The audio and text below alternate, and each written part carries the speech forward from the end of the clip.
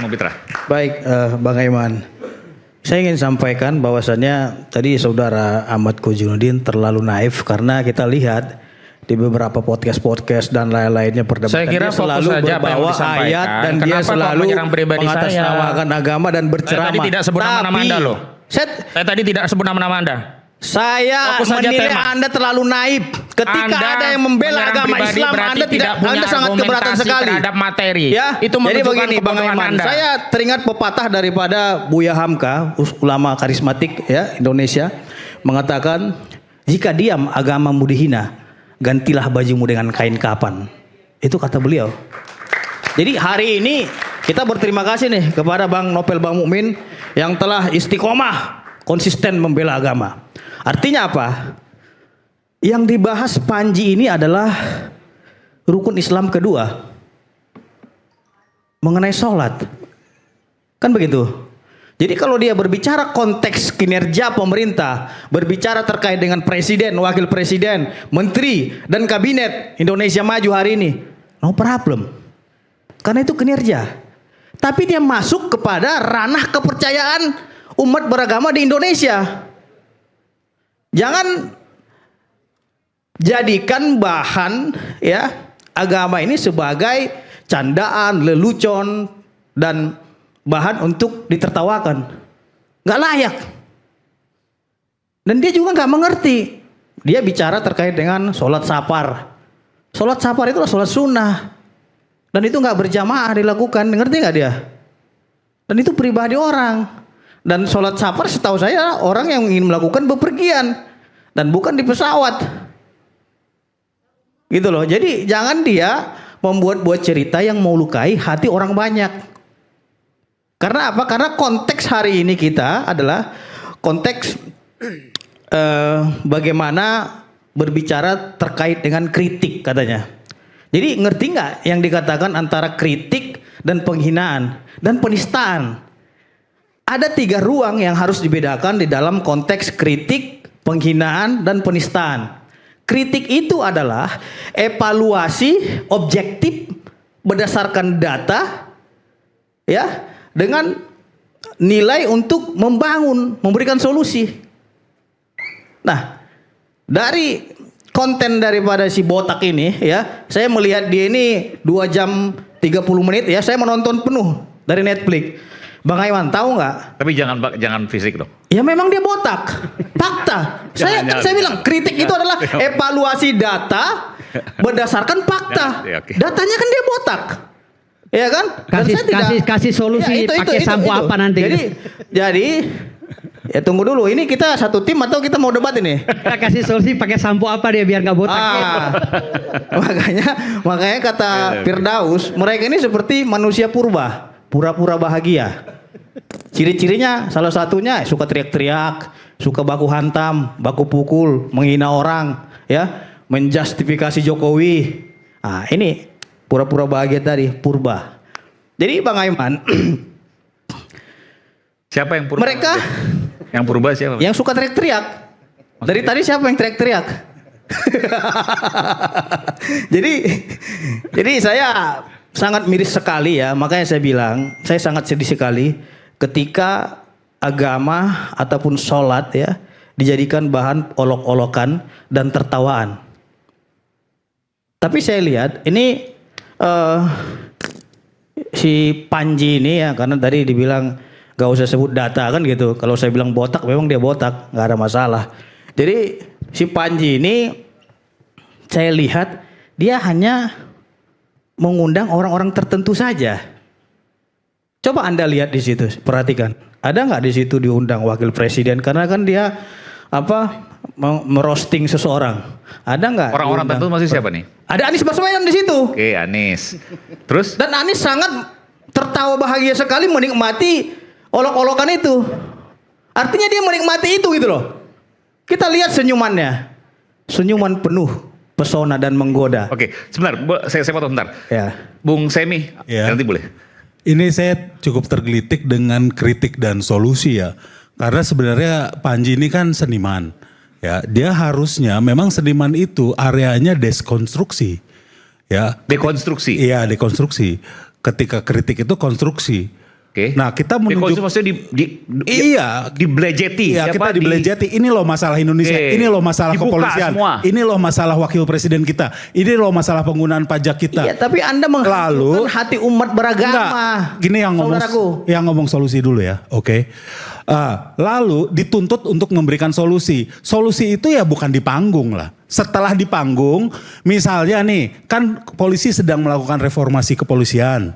Ya diundanglah wakil seniman dari bagian dari board itu. Kita seniman juga bisa memberikan solusi, tapi ya bukan di panggung. Panggung itu tempatnya deskonstruksi, gitu loh. Yes, tapi Anda tidak Jadi, bisa membedakan pernyataan yang tadi- antara kritikan, penghinaan dan penistaan. Nah, harusnya Anda bisa bedakan karena itu memang karet, Pak. Ada ranah Bos, hukum di kalau situ. menyampaikan sesuatu jangan sepotong-sepotong. Solusi sama kritikan itu harus satu paket, Bos. Iya, satu paket, Gitu loh. tapi Kalau nggak mungkin nungguin di panggung lah. rame kayak begini, Anda Bos. bisa Gimana? bedakan. Itu namanya bukan Ya. stand up comedy, nantinya ceramah. Jadi Ya Bang kan? Aiman, Oh, saya enggak lah. lanjutkan ya. Baik. Saya lanjutkan. Boleh, Bang Aiman. boleh dalam- saya. Oke, dia nanti. Iya, nih ntar dulu komika ya. Di dalam opening daripada mensrea tersebut, tahu nggak openingnya apa? Hah? Kata-kata alat vital, Bang.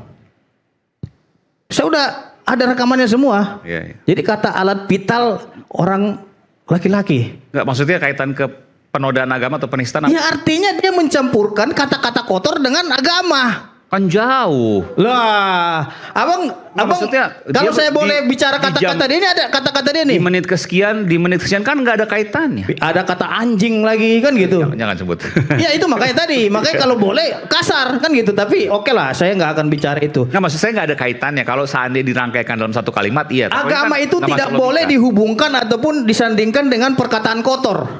Jadi tidak boleh ada satu dalam satu Jangan rangkaian satu walaupun frame. 2 jam nggak berkaitan, kalimatnya iya. jauh berbeda menitnya. Coba saya tanya nih Ustaz, Anda setuju nggak dalam satu frame buat kata-kata kotor tiba-tiba dibahas masalah agama? Jadi agama itu yang sakral, Nah. yang suci. Ketika dia ingin bawa agama, harus tunjuk diri sendiri, introspeksi diri, ifda binafsik. Nah, ketika dia sudah akan menyampaikan agama, kok dicampur adukan dengan yang batil? Karena merasa mungkin, agak saya luruskan. Memang segala sesuatu inna a'malu binniyat, tergantung niat. Dan niat itu hanya Allah yang tahu. Luar biasa. Saya agak terpaku, terbengong-bengong juga nih dengan teman seperjuangan saya. Pernah sekamar. Kita safari dakwah bersama Bang Aka nih, Bang Ahmad Hozin. Hosinuddin. Oke, Bang Aka, ya. Ini perjuangan dalam dakwah. Emang beliau sama-sama lawyer, sama-sama kita juga dai mubalik. Nah, cuman hari ini saya terbelalak apa yang disampaikan di pikir saya ada di pihak saya. Namun sudah membela menurut saya membabi buta. Membela membabi buta Panji ini dengan menghukumkan niat, katanya niat baik. Baik. Tak dulu. Saya belum selesai. Saya izin, boleh moderator? Oke, Saya selesaikan dulu. Nanti selesai. Karena kenapa? Ada kaidah fikih. Nahnu naukum bilawahir wallahu yatawalla asyarair. Kita hanya menghukumkan yang zahir, yang terlihat. Tindak tanduknya, perkataan itu masalah niat hanya Allah yang tahu. Rasulullah diutus ke muka bumi ini bukan membongkar hati manusia. Kok bisa-bisanya seorang teman saya Ustadz bisa memvonis, bisa tahu hatinya yang namanya Panji Pragiwaksono. Ini luar biasa. Ini lebih di atas rata-rata kemampuannya. Ini luar biasa. Saya kaget. Zaman Rasul dulu gimana nih? Di zaman Rasul jadi begini. Pasti manusia punya kebaikan. Tapi ketika sudah menyinggung masalah agama, ini kita bicara dengan hukum Islam ya. Hukum dasarnya asli. Tidak ada tebusannya buat penista agama kecuali hukuman mati. Nggak ada. Mau dia berbaik buat apapun silahkan. Tapi begitu dia telah menghina agama, semuanya gugur. Hukum mati. Ini kalau kita mau merujuk daripada hukum Islam. Bagaimana Musailimah Al-Kadzab? Dia beriman kepada Allah. Dia beriman kepada Rasulullah. Cuman Musailimah Al-Kadzab ini ingin diakui bahwa ada nabi lagi setelah Nabi Muhammad. Dia bukan nggak beriman kepada Nabi Muhammad, bukan nggak beriman kepada Allah. Rasulullah SAW panggil, ada utusan yang datang. Utusan ini kemudian ingin dibunuh oleh sahabat. utusan ini adalah dalam hukum Islam nggak boleh dibunuh. Sampaikan, diberi kesempatan oleh Rasulullah untuk Musailimah Al-Kadzab tobat. Namun memang di akhir-akhir hidupnya Rasulullah SAW, Musailimah Al-Kadzab ini belum tertuntaskan daripada hukuman yang diberikan oleh Rasulullah. Akhirnya dia nggak tobat, Rasulullah keburu wafat, diteruskan oleh Sayyidina Abu Bakar. Sayyidina Abu Bakar kejar itu Musailimah Al-Kadzab, penghina agama. Dikejar dan mati ditembak oleh Wahsy. Wahsy ini adalah penombak ulung yang menombak Sayyidina Hamzah. Dia tebus dosanya dengan menombak daripada si Musailimah Al-Kadzab. Musailimah Al-Kadzab ketika itu mati. Nah, Indonesia ini kalau boleh silahkan Anda mau kritik, kita juga kritik. Ahmad Hosinuddin dan saya orator. Turun di medan tempur, turun di medan perang. Saya masuk penjara. 18 orang masuk penjara. Saya mati nih di zaman waktu pemerintahan 10 tahun daripada Jokowi dan PDIP. Ini luar biasa. Dan saya kenapa saya bilang tukang lapor? Lebih dari 20 kasus penistaan agama sampai saat ini nggak diproses. Nah, saya ingin pemerintahan ini dengan undang-undang KUHP yang baru yang ada di sini pasal 300 tentang tindak tanduk penistaan agama itu dijerat 3 tahun. Padahal dulu 156A itu dijerat 5 tahun. Kemudian sebelumnya juga ada Undang-Undang Nomor 1 1966 tentang penistaan agama. 65. Nah, 65. saya mau 1965 saya mau. Kita juga mau. Hukum sudah ada. Lebih ringan. Cuman kita melihat harus ada dampak jaranya, efek jerahnya harus dibuktikan. Dan kita menguji ini undang-undang yang baru, KUHP yang baru dijalankan. Karena kenapa? Karena saya sampaikan sampai saat ini saya apresiasi kepada pemerintah yang saat ini memimpin Bapak Prabowo, dan saya mengapresiasi kepada Polri yang luar biasa masuk kasus agama, penistaan agama yang terjadi di era pemerintahan ini baru cepat diproses. Saya lapor hari Senin kemarin. Kemudian 3 hari atau 4 hari berikutnya itu Panji dipanggil untuk nanti diminta keterangan oleh polisi. Katanya? Belum tahu. Belum tahu karena kan. Tapi dalam waktu dekat. Dalam waktu dekat. Karena kita semua udah dipanggil. Ya. Saya sebagai pelapor yang lapor-lapor yang pelapor sudah diminta keterangan. Artinya kasus ini jalan ya? Klarifikasi, kasus terus jalan. Oke, baik. Saya kaget, seminggu kejadian ini sesudah dipanggil. Wah, ini luar biasa. Oke. Cepat banget. Karena kenapa? Saya justru ingin agar jangan negara ini dibuat gaduh. Kalau negara ini didiamkan, nggak hadir dalam penistaan agama, terjadi kegaduhan di mana-mana. Jangan salahkan Ade Armando ketika akan digebugin oleh massa karena nggak tuntas penistaan agama di zaman ketika itu, saudara. Takbir. Oke ya, baik. Saya sebenarnya tadi sudah menyampaikan legal standing posisi saya terkait sholat itu. Saya ingatkan kepada seluruh komika, baik Panji atau yang lainnya, tidak boleh ibadah agama tertentu, baik sholat maupun ke gereja dan yang lainnya dijadikan materi candaan. Itu standing point saya sudah jelas. Artinya bukan berarti saya permisif terhadap tindakan itu. Tetapi apakah penyelesaiannya selalu harus dengan pidana, itu soal yang lain. Makanya tadi saya awali dengan al-ahkam al-khamsah. Kedua, kalau saya bicara nahkumu bi ad-dawahir, memang dohirnya itu acala komika, dan Panji sudah mengklarifikasi, saya itu hanya mengkritik kalau untuk urusan solusi yang lainnya. Nah, terkait sikap batin Panji, saya tadi bicara tentang mesra dalam konteks bukan hukum Islam, dalam hukum biasa. Karena apa? Niat itu bisa ada dengan sadar kepastian, sadar kemungkinan, karena itu tujuan, makanya ada dolus, ada kulpa dan seterusnya begitu. Bahwa yang disampaikan Bung Novel tadi kalau niat hanya Allah yang tahu, iya benar, itu tidak salah, saya tidak membantah soal itu. Tapi soal penegakan hukum, dugaan penistaan agama, bagaimana membaca mens rea itu dari kausalitas yang terindra.